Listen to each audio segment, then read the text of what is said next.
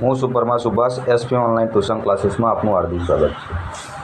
આજે વિદ્યાર્થી મિત્રો ચેપ્ટર 1 સંચાલન એટલે શું અને સંચાલનનું મહત્ત્વ વિશે આપણે ભણવાનું છે। ચાલો વિદ્યાર્થી મિત્રો સંચાલનનું મહત્ત્વ વિશે જોઈએ। તો તમારા માટે એક સરસ મજાની એક ચાવી લઈને આવ્યો છું સંચાલનના મહત્ત્વની। તો દરેક સારા ધંધા માટે સારા નફો એ ધ્યેય છે।